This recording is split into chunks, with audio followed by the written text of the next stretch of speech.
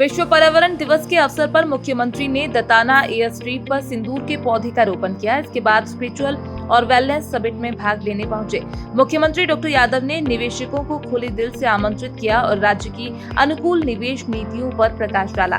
मुख्यमंत्री ने निवेशकों को मध्य प्रदेश में निवेश के लिए प्रोत्साहित किया। सभी निवेशकों ने मध्य प्रदेश की निवेश अनुकूल और प्रगतिशील नीतियों की सराहना की और प्रदेश में निवेश के लिए संकल्प लिया। उन्होंने वेलनेस क्षेत्र के निवेशकों से 1-to-1 चर्चा की। समिट में आज 800 इन्वेस्टर शामिल हुए थे। 2000 से ज्यादा के MOU साइन हुए। मीडिया से चर्चा में सीएम ने कहा कि हम जो कमिटमेंट कर रहे हैं उन्हें जमीन भी तुरंत दे रहे हैं। अरविंदो मेडिकल कॉलेज की वालों ने, हमारे डॉक्टर भंडारी जी ने लगभग 984 करोड़ मतलब 1000 करोड़ के आसपास का इन्वेस्टमेंट की घोषणा की है।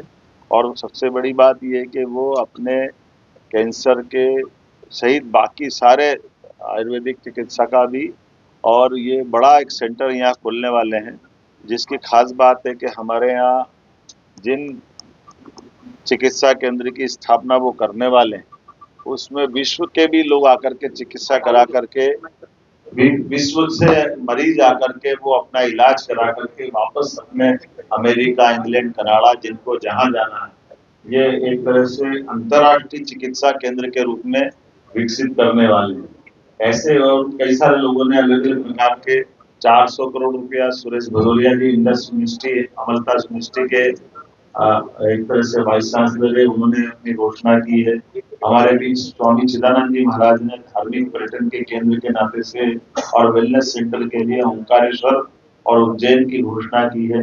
2000 करोड़ के प्रस्ताव के MOU तो हमारे पास आ गए हैं और बहुत सारे लोगों ने अभी आज का और कल का समय भी लिया है, जो हमारे ऐसे सब सेंटरों को देखते हुए मध्य प्रदेश के अंदर, जैसे मैंने आपको बताया था, हमारी सभी संभाग की औद्योगिक अलग अलग प्रकार के सबमिट करते हुए हमने फरवरी में 30 लाख करोड़ से ज्यादा का MOU करते हुए माननीय प्रधानमंत्री की मौजूदगी में भोपाल में हमारी GIS की थी, जिसके माध्यम से 21,75,000 रोजगार के अवसर प्राप्त करने की बात कही।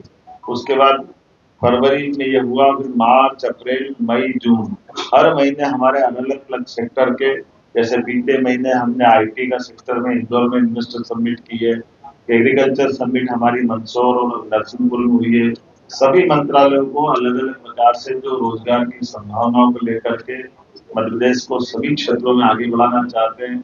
हमने अपनी पॉलिसियां भी इतनी अच्छी अनाउंस की है कि जिसके आधार पर देश भर के लोग आकर्षित हो रहे हैं। जब बिजली में हम सरप्लस है और सड़कों की अच्छी स्थिति बनी है, अधोसंरचनाओं में भी हम बहुत मजबूती की स्थिति में आए। और सबसे अच्छी बात यह है, हम अपने जो कमिटमेंट कर रहे हैं उनको पर्याप्त लेट बैंक के आधार पर हम जमीन भी तुरंत आवंटित करते जा रहे हैं।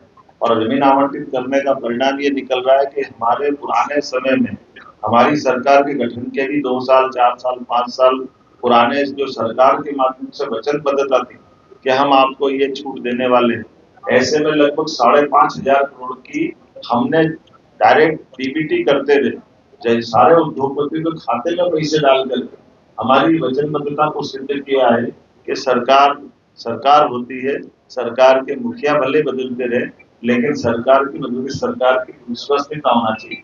तो हमने कांग्रेस सरकार के समय भी किए गए 2019-18 के MOU वाले उद्योगपतियों को भी उनके अपने हक के जो हमारी सरकार ने कमिटमेंट किए थे उस समय मध्य प्रदेश सरकार के द्वारा, अर्थात 8-10 साल पुराने भी सारे पैसे हम दे करके आज की स्थिति में हमारे MSME, हेवी इंडस्ट्री, यहाँ तक कि लघु तक भी हम काफी हद तक काफी अच्छी स्थिति में आ गए हैं। उम्मीद कर रहे हैं कि ये हमारा विश्वास का क्रम जारी रहेगा और औद्योगिकरण के आधार पर मध्य प्रदेश के इस सरकार के साथ हमने जो संकल्प किया है कि मध्य प्रदेश आर्थिक रूप से मध्य प्रदेश देश भर के बाकी राज्यों की तुलना में बहुत अच्छी स्थिति में आए।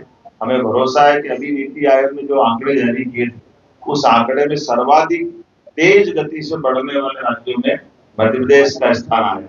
जैसे आपने 2 दिन पहले पढ़ा ही होगा कि सबसे स्वच्छ शहर इंदौर, सबसे स्वच्छ राजधानी उज्जैन, भोपाल, और अब लगातार हमारे 3 शहर जो सर्वाधिक तेज गति से बढ़ने वाले थे, उसमें इंदौर, भोपाल के साथ उज्जैन की स्थिति भी बनी।